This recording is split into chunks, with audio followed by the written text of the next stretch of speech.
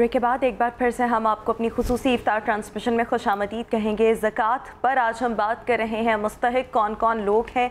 लेकिन अपनी नशरियात का सिलसिला आगे बढ़ाने से पहले हमारे साथ आज कवाल भी मौजूद हैं, सना ख्वां भी मौजूद हैं। मुफ्ती साहब, मैं आपसे यहाँ पर एक और सवाल मज़ीद ऐड करना चाहूँगी कि अक्सर हमने बैंक्स में ये सिस्टम देखा है कि ज़कात वहाँ से भी अदा हो जाती है। अगर आपने अपना कोई माल, कोई ज्वेलरी, कोई पैसे वहाँ रखवाए हुए हैं, सो वो एनुअली खुद ही ज़कात काट लेते हैं और आपसे पूछते भी नहीं हैं। सो वो एक मैंडेटरी चीज़ है। अब इस सूरत में जो बैंक खुद से ज़कात काट लेते हैं वो अदा हो जाती है हमारी तरफ से? जी बहन, पहले गुजारिश तो ये है कि जब आप वहाँ पे अपनी पेमेंट या सोना या जो भी वहाँ पे चीज़ें रखते हैं, मेरे ख्याल ये है, मेरी मालूमात जो है वो आपको फॉर्म देते हैं फिल करने के लिए। उस फॉर्म के अंदर आपसे इजाज़त ली जाती है कि आपकी ज़कात हम काट लें या नहीं। ठीक है। और अगर आप ओके करते हैं तो वो काटते हैं, बिल्कुल ठीक। और हम अगर ओके नहीं करते हैं तो वो नहीं काटते हैं। ठीक चीज़। दूसरी चीज़ ये है कि अगर हमारे मुल्क की तमाम तर मामलात इस्लामी चल रहे हों तो फिर हमें एतमाद भी होना चाहिए, हाँ बैंक में अदा की गई हमारी ज़कात जो है मुस्तहिकीन तक पहुँचेगी और जो मसारिफ हैं उसी पर ही लगेगी। चूँकि ऐसा मुकम्मल तौर पर ऐसा नहीं है। बिल्कुल ठीक। सो इसलिए बेहतर और मुहतात जो तरीका है वो यही है कि बंदा जो है वो अपनी ज़कात खुद से अदा करे। एक बात ये। दूसरी बात ये कि बैंक जो है वो ज़कात अगर काट लेते हैं और आपके भी नॉलेज में है और आप इजाज़त भी दे देते हैं तो आपकी तरफ से ये साज़र हुकूमत की तरफ से, हुकूमत काट रही है और हुकूमत जो है वो फिर ज़िम्मेदार बन जाती है। आपकी तरफ से अदा हो जाएगी, ज़िम्मेदारी फिर हुकूमत के ऊपर चली जाएगी कि वो अगर सही मसारिफ के ऊपर इस्तेमाल करते हैं तो वो बरीजुमा हो जाएंगे। लोग करते हैं, ज़्यादातर ऐसे लोग करते हैं, लेकिन मेरा मशवरा जो तजवीज़ जो है वो यही है कि बंदा खुद सर्फ करे, ये ज़्यादा बेहतर है। बिल्कुल ठीक है। मुफ्ती साहब, हमने बात की कि किन लोगों पर फ़र्ज़ है, ज़्यादा यही बात हुई अभी। मुस्तहिकीन के हवाले से मैं चाहता हूँ कुछ बात हो कि कौन लोग मुस्तहिक हैं, कौन लोग हकदार हैं। जी, कुरान करीम में हमें अपना ज़कात के जो मसारिफ हैं वो हमें बताया है। पहले नंबर पर फरमाया गया कि लिल फुक़रा, ठीक है, फ़कीर जो हैं हमारी ज़कात के मुस्तहिक हैं। फ़कीर की तारीफ़ क्या बयान की गई? फ़कीर फरमाया गया कि वो बंदा कि जिसके पास कुछ खाने के लिए तो हो लेकिन वो इतना ना हो, यानी एक टाइम का है एक टाइम का नहीं है, ठीक है, इतना हो लेकिन ये कि वो इतना ना हो कि जो निसाब तक पहुँचे, ये फ़कीर है। ठीक है। दूसरा जो मसरफ़ बयान किया गया वो मिस्कीन। मिस्कीन की डेफिनेशन हमें मालूम हो, मिस्कीन कहते हैं उस बंदे को कि फ़कीर के पास एक टाइम तो था ना, मिस्कीन वो बंदा है कि जिस गरीब के पास एक टाइम का भी नहीं है। बिल्कुल ठीक, इसको मिस्कीन कहते हैं। ये दूसरा मसरफ़ है, इनके ऊपर भी इस्तेमाल की जा सकती है। तीसरा मसरफ़ जो कुरान में हमें बताया गया, बयान किया गया, वो फरमाया गया कि मुअल्लफ़तुल क़ुलूब। मुअल्लफ़तुल क़ुलूब का मतलब ये है कि वो लोग के जो मुसलमान हुए, न्यू मुस्लिम हुए, नौ मुस्लिम हैं, उनकी तालीफ़ क़ल्बी के लिए शुरू इस्लाम के अंदर जो है उन लोगों को ज़कात के माल में से कुछ दिया जाता था ताकि ये इस्लाम से मानूस रहें, कहीं इस्लाम से जो है वो फिर ना जाए, मुर्तद ना हो जाए खुदा न खासा। ये करीम आका अलैहिस्सलाम के दौर में रहा कि इस तरह के जो नौ मुस्लिम होते थे जिनको ज़रूरत भी होती थी, ज़रूरत भी होती थी, तो उनको दिया जाता था। लेकिन जब हज़रत सैयदना सिद्दीक़ अकबर रज़ियल्लाहु ताला अन्हु का दौर आया और कुछ लोग जो हैं वो सरकार अलैहिस्सलाम के दौर की तरह लेने के लिए माल आए और हज़रत सिद्दीक़ अकबर रज़ियल्लाहु ताला अन्हु ने आर्डर जारी कर दिए। ठीक है। और ये आर्डर बाहर ले जाकर जब बाहर गया और मुलाकात हुई हज़रत फ़ारूक आज़म रज़ियल्लाहु ताला अन्हु ने, उन्होंने देखा कि इनको ये तालीफ़ क़ल्बी के लिए ज़कात का पैसा दिया जा रहा है, तो उन्होंने वो आर्डर लिया और फाड़ दिए। अच्छा। वो बंदा और हज़रत उमर रज़ियल्लाहु ताला अन्हु हज़रत सिद्दीक़ अकबर की बारगाह में हाजिर हुए, मामला पेश हुआ, तो हज़रत फ़ारूक आज़म रज़ियल्लाहु ताला अन्हु ने फरमाया कि उस वक़्त इस्लाम को जो है अफरादी क़ुव्वत की ज़रूरत और हाजत थी। ठीक है। अब अल्लाह रब्बुल इज़्ज़त ने इस्लाम को ताकत अता फरमा दी है। ठीक है। जो चाहे इस्लाम में रहे और अगर कोई नहीं रहना चाहता है तो इस्लाम ज़बरदस्ती उनको अपने साथ नहीं रखता। हक और बातिल का रास्ता इस्लाम ने दिखा दिया है। हक ये था कि आपको हम ले आए हैं, ठीक है, आप रहें और अपनी आखिरत को संवारें। ठीक है। और अगर आप माल की खातिर रहेंगे तो अब इस्लाम जो है वो कमज़ोर नहीं है। इस्लाम इस वजह से लोगों पर माल खर्च नहीं करेगा कि लोग जो हैं पैसे की खातिर मुसलमान हों। بالکل ٹھیک ہے. اچھا مفتی صاحب میں یہاں پر ایک اور سوال, کیونکہ مستحقین کی رضوان نے بات کی, کیا ایک بیٹی جو شادی شدہ ہے لیکن اپنے گھر میں بالکل ٹھیک ہے اور ماں کا کوئی سورس آف انکم نہیں ہے, تو کیا بیٹی بغیر بتائے یا بتا کر اپنی پیرنٹس کو زکوٰۃ دے سکتی ہے؟ اس بات کی طرف میں آتا ہوں, لیکن پہلی بات میں پوری کر لوں. یہ 3 مصرف 8 مصارف قرآن کے اندر بیان کیے گئے, اس میں چوتھا جو مصرف بیان کیا گیا وہ ہے وابن السبیل, ابن سبیل. یہ کہتے ہیں مسافر کو. ٹھیک ہے. بعض اوقات ایسا ہوتا ہے کہ ہم گھر میں تو امیر ہوتے ہیں, ہمارے پاس مال و دولت ہوتی ہے, لیکن ہم سفر پر جاتے ہیں, وہاں پر ہمارا نہیں ہوتا. اب تو خیر کریڈٹ کارڈ ہمارے پاس موجود ہے اور جدید دور ہمارے پاس موجود ہے. اگر کوئی ایسا شخص جو اپنے گھر کے اندر تو امیر ہے لیکن سفر پر گیا, وہاں پر اس کو ضرورت ہے, تو زکوٰۃ اسلام نے ہمیں یہ کہا کہ اس بندے کے اوپر بھی لگ سکتی ہے. اچھا جی. اسی طرح جو ہے یہ بھی کہا گیا کہ جو مجاہدین ہیں, مجاہدین کے اوپر بھی وہ اپنی سبیل میں ان کو بھی شامل کیا گیا, اور فی سبیل اللہ کے اندر بھی ان لوگوں کو شامل کیا گیا. اسی طرح جو دینی مدارس ہیں, تو دینی مدارس کے اندر چونکہ عمومی طور پر وہ لوگ ہوتے ہیں, عام طور پر وہ لوگ ہوتے ہیں کہ جو نصاب تک جن کی مالیت نہیں پہنچتی ہے, مستحقین ہوتے ہیں. تو یہ مجموعی طور پر میں نے جو ہے چند چیزیں رکھی ہیں. دوسری آپ کی بات کہ بیٹی جو ہے ماں کو دے سکتی ہے یا نہیں دے سکتی, ایک اصول میں دے رہا ہوں سادہ انداز میں, یہ ہمارے سننے اور دیکھنے والے بھی اگر اس کو ذہن میں رکھیں گے تو یہ فائدہ ہوگا. اصول یہ ہے, فقہی اصول ہے کہ ہم اپنے اصول کو اور اپنے فروع کو نہیں دے سکتے ہیں. اصول کا مطلب کیا ہے؟ اصول کا مطلب یہ ہے کہ جن لوگوں سے ہم پیدا ہوئے ہیں, جو ہمارے پیرنٹس ہیں, ہمارا باپ ہے, ہمارا دادا ہے, پردادا ہے, اس سے اوپر چلتے چلے جائیں, ان کو زکوٰۃ نہیں دے سکتے, ان کو نہیں دے سکتے. اسی طرح ماں کی طرف چلے جائیں, ہماری ماں ہے, نانی ہے, اسی طرح اوپر چلتے چلے جائیں. ٹھیک ہے. یعنی ہم جن کی اولادیں ہیں ان کو ہم نہیں دے سکتے, اور جو ہماری اولادیں ہیں ان کو ہم نہیں دے سکتے ہیں. بالکل ٹھیک ہے. اس میں بیٹی ماں کو نہیں دے سکتی کیونکہ بیٹی ماں کی بیٹی ہے, اور یہ اس کی اصل جو ہے وہ اس کی بھائی بہن کو دے سکتے ہیں, بھائی بہن کو دے سکتے ہیں. بالکل ٹھیک ہے. یعنی جن کی ہم اولاد ہیں ان کو نہیں دے سکتے اور ہم اپنی اولاد کو بھی نہیں دے سکتے. بالکل ٹھیک ہے. مفتی صاحب آج ہم نے کچھ بات صدقات کے حوالے سے بھی کرنی ہے کہ صدقہ کی فضیلت کیا ہے, صدقہ کی اہمیت کیا ہے. پہلے تو میں یہ چاہتا ہوں کہ اس پر روشنی ڈال دیجئے کہ صدقہ کی اہمیت ہمارے دین اسلام نے ہمیں کیا بتائی, اس کے بعد ہم مزید اس پہ بات کرتے ہیں کہ کن لوگوں کو, کون لوگ حقدار ہیں اس کے. جی, اس حوالے سے ذہن میں رکھیں, صدقہ نا دو قسمیں ہیں. ٹھیک ہے. ایک تو صدقہ واجبہ جس کی اب ہم بات کر چکے ہیں, جس کو ہم زکوٰۃ کے نام سے جانتے ہیں. دوسرے ہیں صدقات نافلہ.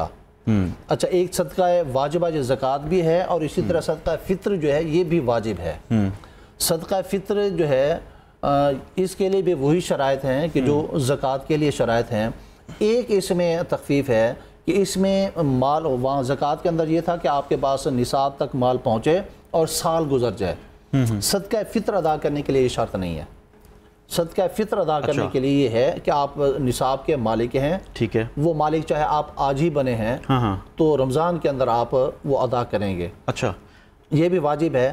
کس کے اوپر واجب ہے؟ یہ ہر مسلمان کے اوپر جو ہے اس کی کوئی ایلیجیبلٹی نہیں ہے, یہ ہر کوئی دے سکتا ہے, ہر کوئی دے گا. ٹھیک ہے. اور اس میں پیرنٹس جو ہیں, یا دو چیزیں ہیں, یہ کہ والدین کے ساتھ اولاد رہ رہی ہوتی ہے اور وہ کمانے کے قابل ہوتے ہیں, بالغ بھی ہوتے ہیں, کمانے کے قابل بھی ہوتے ہیں, تو وہ اپنا خود ادا کریں گے. اور دوسری اولاد وہ ہے کہ جو والدین کی سرپرستی میں رہ رہے ہیں اور وہ کما نہیں رہے ہیں, تو وہ اس اولاد کا والدین ادا کریں گے. اسی طرح اگر بالغ اولاد بھی ہے اور کما نہیں رہے ہیں تو والدین اگر ان کی طرف سے ادا کرنا چاہیں تو وہ بھی ادا ہو جائے گا. بالکل ٹھیک. ایک بات یہ تو ہو گیا صدقات واجبہ, اس کو صدقہ فطر ہم کہتے ہیں. اس کی لمٹ جو بتائی گئی ہے اس سال میں وہ 320 روپے کم و بیش. 320 روپے 320 روپے, یہ کم از کم. ٹھیک ہے. یہ جو ہمارا کم سے کم ریٹ ہے, یہ ہم نے ہر صورت میں ادا کرنا ہے, یہ ہر صورت جیسے میں زکوٰۃ ہم ادا کرتے ہیں. یہ ہر صورت میں ہم نے ادا کرنا ہے جیسے زکوٰۃ ہم ادا کرتے ہیں. یعنی یہ بھی ایک سال کے پیریڈ, اس کا ٹائم پیریڈ ہے؟ نہیں, اس کے لیے سال کی شرط نہیں ہے. اچھا, یہ روزوں میں اینڈ میں جو ہم صدقہ فطر ادا کرتے ہیں. ٹھیک ہے. صدقہ فطر یہ ہر کسی جس کو ہم فطرانہ بھی کہتے ہیں. یہ فطرانہ آپ نے بتایا 320 روپے کم از کم. جی بالکل, یہ 320 روپے. دوسری قسم ہے صدقات, یہ صدقات نافلہ. ٹھیک ہے, اس پر بھی بات کر. ناظرین اپنے ٹاپک کی جانب آئیں گے اور آج ہم بات کر رہے ہیں زکوٰۃ کی فضیلت کے حوالے سے اور اس کے ساتھ ساتھ صدقات کی اہمیت اور فضیلت کے حوالے سے. ابھی بریک سے پہلے جب ہم نے بات کی ہم نے کچھ نفلی صدقات کے حوالے سے بھی بات کی, مگر یہ میرا جو سوال ہے یہ مفتی صاحب کی جانب میں آؤں گا. مفتی صاحب یہ سوال میرا زکوٰۃ کے حوالے سے بھی ہے, صدقات کے حوالے سے بھی ہے. اگر ایک شخص مقروض ہے, اس پر قرضہ ہے, اس صورت میں آیا اس پہ زکوٰۃ واجب ہے؟ اور صدقات کے حوالے سے بھی بتائیے. جی, اس حوالے سے گزارش یہ ہے کہ جو بندہ مقروض بھی ہے صاحب نصاب بھی ہے, ٹھیک ہے, یہاں پہ اس کی کنڈیشن یہ ہے کہ سب سے پہلے اس کے پاس جو نصاب ہے, جو رقم ہے یا مال جو بھی ہے, اس کو دیکھا جائے گا کہ اس پر قرضہ کتنا ہے اور یہ مال کتنا ہے. ٹھیک ہے, سب سے پہلا کام یہی ہے شریعت یہ کہتی ہے آپ اپنا قرضہ ادا کریں. قرض کی رقم ساری منہا کر کے نکال کے پھر جو رقم بچتی ہے اگر نصاب کے مطابق ہے تو آپ کے اوپر زکوٰۃ لازم ہے. ٹھیک ہے, اور اگر وہ قرض نکالنے کے بعد رقم کم بچتی ہے پھر آپ صاحب نصاب نہیں ہے, زکوٰۃ لازم آپ کے اوپر نہیں ہے. دوسری چیز یہ ہے کہ صدقہ جو ہے دو طرح کا ہے, دو قسمیں ہیں اس کی, صدقات واجبہ اور صدقات نافلہ. صدقات واجبہ میں نے گزارش کر دیا. صدقات نافلہ یہ ہیں جیسے ہم آتے جاتے غریبوں غربا کو اور صاحب ضرورت کو یا کسی کی بھی ہم ہیلپ کر دیتے ہیں, ان کو صدقات نافلہ کہتے ہیں. ٹھیک ہے, اور ایسے ہی بعض اوقات آپ دیکھتے ہیں کہ یہ سڑکوں کے اوپر جناب لوگ کھڑے ہوتے ہیں گوشت کے شاپر وغیرہ لے کر, تو یہ درست ہے یا نہیں درست ہے یہ علیحدہ ایشو ہے. یہ بھی ایک صدقہ ہے, یہ نفلی صدقات ہیں سارے, تو ان کا بھی اجر و ثواب. اگر ہم انسانوں کو صدقہ نہ دیں اور ویسے جانوروں وغیرہ میں یا پرندوں وغیرہ کو کوئی چیز ڈالتے ہیں صدقے کی نیت سے, تو وہ بھی صدقہ ہی ہے. صدقہ تو ہے, لیکن اس کے پوزیٹیو نیگیٹو اثرات ہم دیکھیں. جب ہم سڑک کے اوپر یا ایئرپورٹ کے بعد ایسا کرتے ہیں اس سے بہت بڑے حادثات رونما ہوتے ہیں. جیسے خاص طور پہ یہ جو پرندے ہیں جہاز ایئرپورٹ پہ ہوتے ہیں ہم آج کے دنوں میں, تو وہاں پہ یہ جہاز لینڈ ہی نہیں کرتے, جہاز لاہور کی بجائے اسلام آباد بھیج دیا. معاشرتی ذمہ داریاں بھی ہیں کچھ ہماری, تو اس لیے ہمیں دیکھنا چاہیے کہ ہم جو کرنے جا رہے ہیں اس کے اثرات کیا ہوں گے. ٹھیک ہے, ماحول پر کیا اثرات ہیں, معاشرے کے اوپر کیا اثرات ہیں. ٹھیک ہے, تو پرندوں کو بھی دیں, لیکن پرندے ہماری ذمہ داری نہیں ہے. اللہ کے مخلوق جو ہمارے نظروں کے سامنے وہ ہماری ذمہ داری ہیں. بالکل ٹھیک. تو اگر ارد گرد کے ہم نے تمام حقوق ادا کر لیے ہیں پھر ہم جانوروں کے لیے صدقات ہم دے سکتے ہیں اگر قرض ہو بھی تو. اچھا, اس میں کچھ طریقہ کار بھی ہے اس میں ایک وضاحت کرتا چلوں.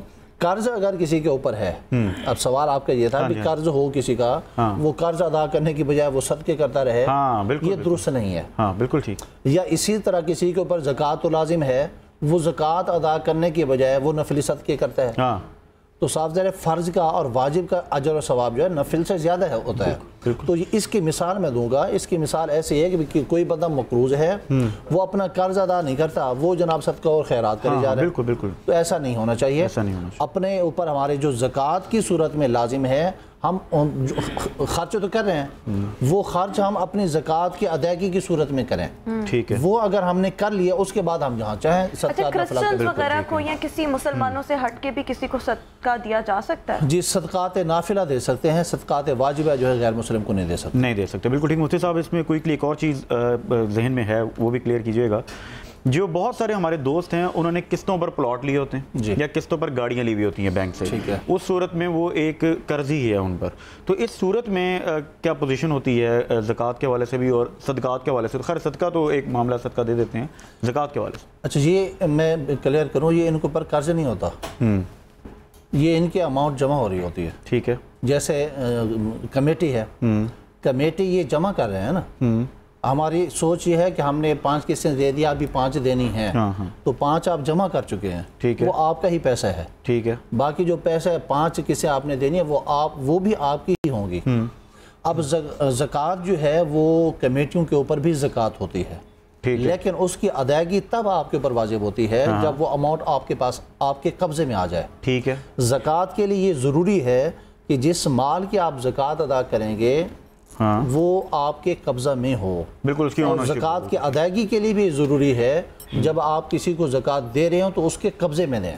بالکل ٹھیک ہے. یعنی کہ اگر گاڑی قسطوں پر ہے بینک سے تو جب وہ گاڑی کی اونرشپ کمپلیٹ ہو جائے گی، یعنی جب پوری ادائیگی ہو جائے گی تب اس پہ زکوٰۃ ہے. جی اگر وہ اپنے استعمال کے لیے نہیں ہے، تجارت کے لیے. بالکل ٹھیک ہے، بالکل ٹھیک ہے، اگر ٹریڈنگ کے پوائنٹ آف ویو سے. ناظرین یہ خوبصورت گفتگو کا سلسلہ اسی طرح جاری رہے گا.